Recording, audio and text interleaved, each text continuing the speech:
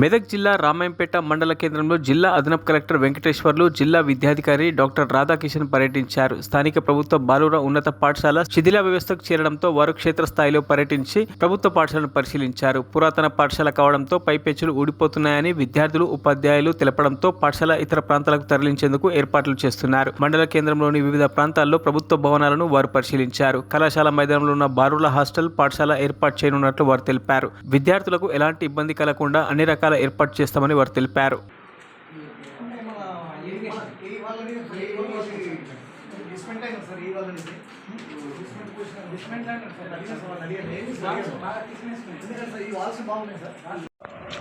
High school Ramayampet ప్రస్తుతం ఒక ప్రభుత్వ భవనంలోనే నడుస్తుంది. కానీ అది కొంచెం డిలాపిడేటెడ్ కండిషన్కు చేరుకుంది కాబట్టి అక్కడ పిల్లలకి ఇబ్బంది అవుతుంది.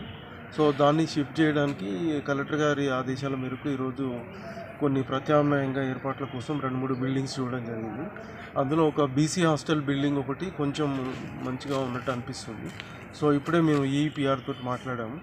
ఆ బిల్డింగ్ యొక్క కెపాసిటీ, దానికి ఇంకా ఎంతకాలం వరకు బిల్డింగ్ బాగుంటుంది, ఆ లీకేజెస్లో అవన్నీ ఒకవేళ రిపేర్ చేయించాలంటే ఎంత ఖర్చు అవుతుంది, అదంతా జిల్లా కలెక్టర్ గారి దృష్టికి తీసుకెళ్ళి సార్ అనుమతిస్తే ఆ స్కూల్ని ఇక్కడికి షిఫ్ట్ చేయడానికి ప్రయత్నం చేస్తాం.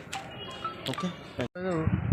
శిథిలావస్థలో ఉన్నటువంటి జిల్లా పరిషత్ బాయ్స్ హై స్కూల్ పాఠశాలను గౌరవ అడిషనల్ కలెక్టర్ గారితో సందర్శించడం జరిగింది. దీంట్లో భాగంగా భవనంలో తరగతి గదులను పరిశీలించినప్పుడు కొంత పెచ్చులు ఊడుతూ అక్కడ కనిపించడం జరిగింది. కొంచెం పిల్లలందరూ కూడా ప్రమాదకరమైనటువంటి పరిస్థితిలో ఉంది కాబట్టి ప్రత్యామ్నాయ బిల్డింగ్లు ఏమన్నాయో గౌరవ కలెక్టర్ గారు చూడమని చెప్పడం జరిగింది. కాబట్టి అడిషనల్ కలెక్టర్ గారు నేను రామాయంపేట లోకల్లో ఉండేటువంటి ప్రభుత్వ భవనాలను పరిశీలించడం జరిగింది.